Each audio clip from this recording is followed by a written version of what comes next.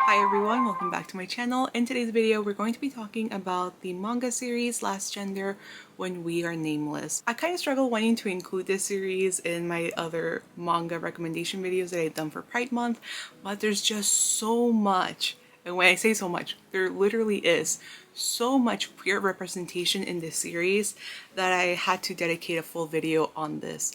I will say this series is meant for a mature audience, so 18 and over. If you're underage, this series is not for you. If you're underage, I know the possibility of reading a single manga series that has so much queer representation might sound exciting for you, but the themes within this manga are definitely for adults, and these ones will be wrapped in plastic, so most booksellers, if they see that you look really young, they will probably not sell them for you. Warning, there's a lot of triggers in this series. There is suicide, there is death, there's a lot of emotional trauma, so like I said, this is a series meant for adults. Last Gender kind of plays out like one of those movies with an all-star ensemble cast, but in the series we just have a all-star queer cast. Like literally everything, like any label is in this story.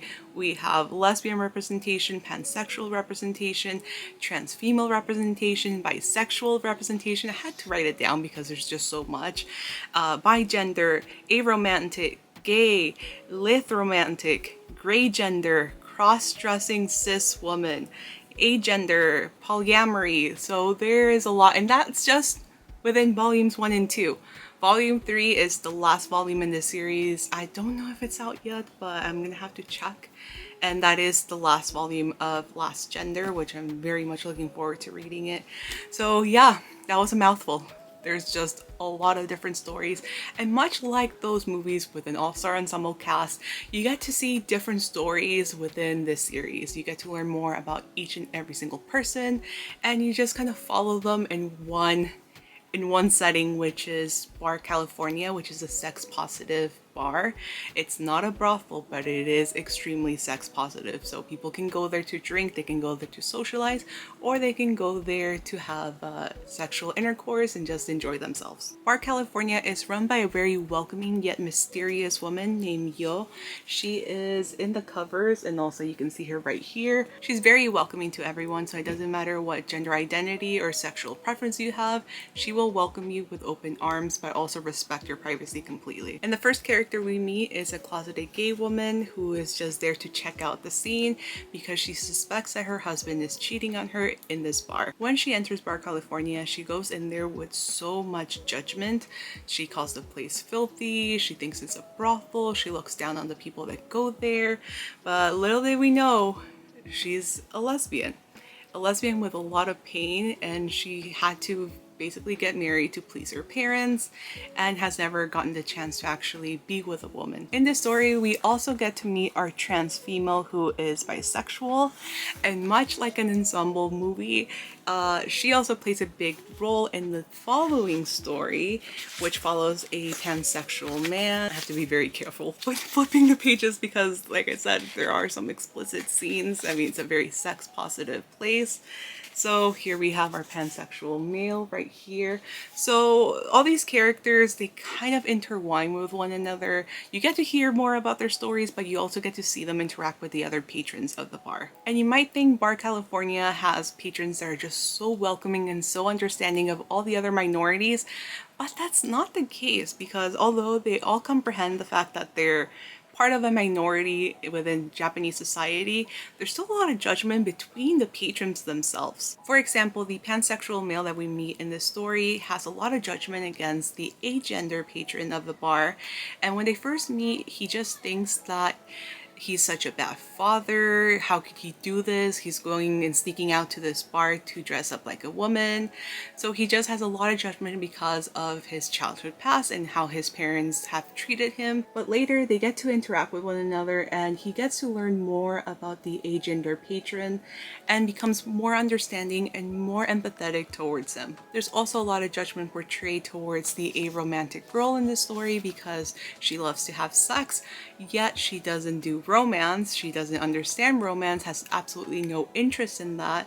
So you get to see all these people interact with one another and learn to be more empathetic towards their own situations. I know I just made a whole video about asexuality representation in manga, but I really want to highlight the aromantic story in Last Gender because a lot of times when people think about the aspec, they assume that everyone is not interested in romance and not interested in sex, and that's not the case. Like I mentioned in the previous video, it is a spectrum. There are people that are interested in romance, but maybe not interested in, having any sexual contact with their partner. And there's people that just enjoy sex, but don't want the romance. So for her, she's aromantic, but very positive aromantic that enjoys having sex, but has absolutely no interest in romance whatsoever. So I just wanted to highlight this story in specific, which is the last one of volume 1, because there's a lot of misconceptions about what aspec people are, and I feel like a lot of people just assume that aspec people don't like any physical contact, they don't like sex, they just don't want to be touched at all, they don't like romance either, and that's not the case. In volume 2, the short stories get a little bit longer, so you get to spend more time with each character, which is honestly very great. Volume 1 was amazing, it didn't feel rushed at all, but volume 2 really gets you just attached to some of these characters. The first story in volume 2 follows a gay couple. This is where we get our trigger warning for suicide because one of the men does commit suicide, which is very tragic, but unfortunately it has been the reality for some people out there. And the whole reason why he even committed suicide was because people doxed them for being gay. So in this short story, we follow their relationship, the unfortunate suicide, and then post-suicide when his partner is just mad at the whole entire world. He's grieving, he's in pain, and he wants nothing to do with queer people or Bar California, but still Bar California happens to be a safe haven for him. So he ends up having a heart-to-heart with Yo, the hostess, and it just kind of it doesn't alleviate all the pain that he has in his heart, but it gives him a different perspective of his partner and what his partner thought of him. So it gave him a little bit of closure. In the second story of volume 2, we meet our lithromantic female, and lithromantic was a term that I wasn't familiar with, so I got to learn a little bit more about this. So for those of you who are not familiar with the term lithromantic like I was, I had never heard of it. A lithromantic is when you feel a romantic attraction to someone, but you don't want to date them or have your love reciprocated by them, or where your feelings fade the moment they become your lover. And the guy that explains lithromantic to the girl happens to be gray gender, and that is also explained within the short story. Like you see like a visual diagram of what gray gender might be for him. So you learn a lot. You learn to empathize with them. You learn more about these labels, more about their stories. You'll also get to meet his friend, who is the cross-dressing cis woman as well. And I completely forgot, this is the very first time that I've seen polyamory depicted in manga, and depicted in a very positive light. Like usually if you see that type of trope, it's done as a harem or reverse harem, but in this case, it's 3 consensual adults that are so in love with one another. So they're portrayed in such a positive light. And I had to highlight that because I really enjoyed this. Is the very last story of volume 2. I really enjoyed getting to learn more about their relationship and how they came about being in a relationship together. I wanted to point that out because there's a lot of misconceptions about polyamory, and the way they handled it and portrayed it in this story was done so incredibly well. So this series, the reason why I had to make a full dedicated video is because it has it all. It has very complex characters. You get to learn so much about different gender and sexual identities, and it's done so incredibly well. You might think that a sex positive bar might come across as, like a brothel, like they kind of mentioned in the series, just a dirty place where people just go there and have unprotected sex. And that's not really the case. Bar California happens to be a safe place for anyone of any sexual or gender identity to come there and just make that space whatever they want. If they just want to have a talk with a friend, they can do that. If they just want to have a drink, they can do that. And if they want to have protected sex, they can do that as well. It's just a place where they can be themselves. If the lighting looks different, it's because my light ran out of battery, so that's great. I've been talking for a really long time. So with Bar California, Yo describes this place as a safe place, and you can make Bar California be whatever you want it to be.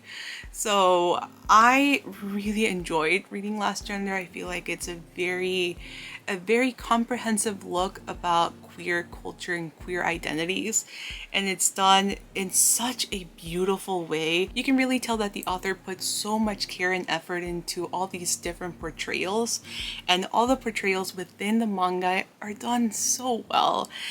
You can see them grow as individuals, become more empathetic, lose some of their judgment. You get to see how beautiful and diverse people can be. So I highly recommend Last Gender if you have not checked it out. Like I said, it's going to be completed with 3 volumes, so volume 3 will be coming out soon if it's not out already. But it's an incredible read, and that's the reason why I wanted to dedicate a full video to this series, because it deserves a full video. There's just so much representation and so many different characters, different ages, different backgrounds, that it needed a whole video. It really did. So if you've checked this series out, let me know your thoughts in the comments below. And if you haven't read it, but this video made you more interested about the series, let me know in the comments below. If you're brand new to my channel, make sure to subscribe to keep up with my videos. And I will see you guys very soon in my next one. Happy Pride!